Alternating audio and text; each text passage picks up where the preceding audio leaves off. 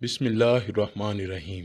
یزید نے 60 ہجری میں 30 سال کی عمر میں مسند خلافت سنبھالی تو مدینہ کے حاکم کو خط لکھا کہ مدینہ میں موجود صاحب اکرام لوگوں سے میری بیعت لو، خاص کر حضرت حسین، حضرت عبداللہ بن عمر، حضرت عبد الرحمن بن ابی بکر اور حضرت عبداللہ بن زبیر سے۔ اگر انہوں نے بیعت سے انکار کیا تو ہر طرح کی سختی سے کام لیا جائے۔ لیکن ان تینوں اصحاب رسول اور حضرت امام حسین نے یزید کی بیعت سے انکار کر دیا۔ یزید کی حکومت اسلامی اصولوں کے مطابق نہ تھی، لیکن یزید دن رات اسی تگ و دو میں لگا رہا کہ کسی طرح سے نواسہ رسول صلی اللہ علیہ وآلہ وسلم سے بیعت حاصل کر لے، کیونکہ ان کی بیعت نہ کرنے سے کبھی بھی اس کی حکومت سنبھل نہ پائے گی۔ جب مدینے میں حالات خراب ہونے لگے، شر اور فساد پھیلنے کا خطرہ بڑھا، تو امام عالی مقام نے مدینے سے ہجرت کا ارادہ کر لیا۔ آپ نے رات کے وقت اپنی والدہ حضرت فاطمہ سلام اللہ علیہا اور بھائی حضرت حسن کی قبروں پر حاضری دی اور 28 رجب کو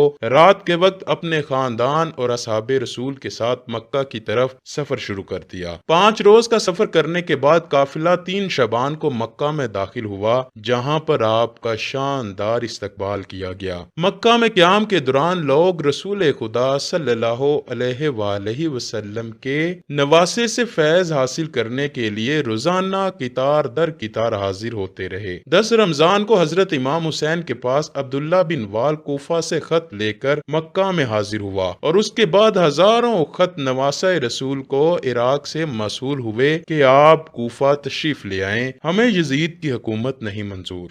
آپ نے اپنے چچازاد بھائی حضرت مسلم بن عقیل کو اپنا سفیر بنا کر عراق روانہ کیا کہ وہاں کے حالات کا جائزہ لیں۔ 6 شوال کو تقریباً 18,000 کوفیوں نے حضرت مسلم بن عقیل کے ہاتھ پر بیعت کر لی۔ ان سب حالات کے بارے میں حضرت مسلم بن عقیل نے حضرت امام حسین کو خط لکھ دیا۔ یزید نے انہی دنوں کوفہ کے گورنر کو نرمی برتنے پر برطرف کر دیا اور ابن زیاد کو کوفہ اور بصرہ کا گورنر مقرر کر دیا۔ ابن زیاد نے آتے ہی لوگوں کو ڈرایا، دھمکایا اور قید میں ڈالا، اور آخر کار حضرت مسلم بن عقیل کو بے دردی سے شہید کر دیا گیا۔ دوسری طرف حضرت مسلم بن عقیل کا خط پڑھ کر حضرت امام حسین نے اپنے قافلے کے ساتھ کوفہ کی جانب ہجرت شروع کر دی۔ عبداللہ ابن زیاد کو جب جگر گوشہ رسول صلی اللہ علیہ وآلہ وسلم کی کوفہ کی جانب روانگی کا علم ہوا تو اس نے حسین بن تمیم کو 4,000 کا لشکر دے کر قادسیہ کی جانب روانہ کیا کہ ان علاقوں کی سخت نگرانی کی جا سکے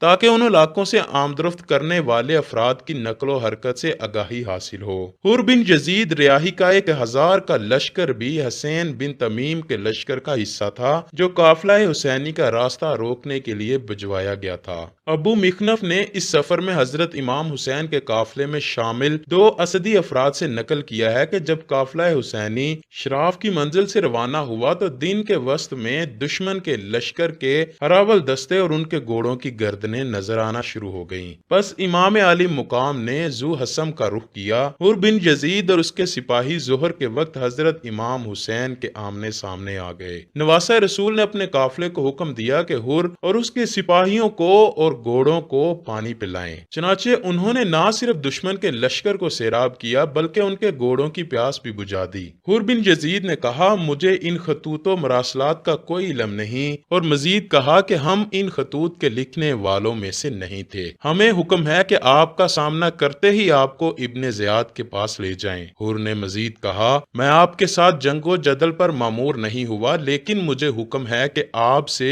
جدا نہ ہوں حتیٰ کہ آپ کو کوفہ لے جاؤں۔ بس اگر آپ میرے ساتھ آنے سے اجتناب کرتے ہیں تو ایسے راستے پہ چلیں جو کوفہ کی طرف جا رہا ہو، نہ ہی مدینے کی طرف، تاکہ میں خط عبید اللہ بن زیاد کے لیے روانہ کروں۔ آپ بھی اگر چاہیں تو ایک خط یزید کے لیے لکھیں تاکہ شاید یہ امر عافیت اور امن و آشتی پر منتج ہو جائے۔ میرے نزدیک یہ عمل اس سے کہیں زیادہ بہتر ہے کہ میں آپ کے ساتھ جنگ و جدل میں آلودہ ہو جاؤں۔ چنانچہ امام حسین کا قافلہ چلتا رہا اور ساتھ ساتھ حر کا لشکر بھی رواں دواں تھا کہ 2 محرم الحرام سن 61 ہجری بروز جمعرات حضرت امام حسین سلام اللہ علیہ کا قافلہ کربلا میں پہنچ گیا۔ جب نواسہ رسول صلی اللہ علیہ وآلہ وسلم کو بتایا گیا کہ اس جگہ کا نام کربلا ہے تو آپ فرمانے لگے، بے شک یہی رنج اور بلا کا مقام ہے۔